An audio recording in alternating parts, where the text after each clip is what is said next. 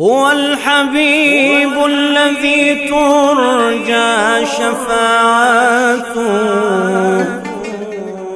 في كل هول من الأهوال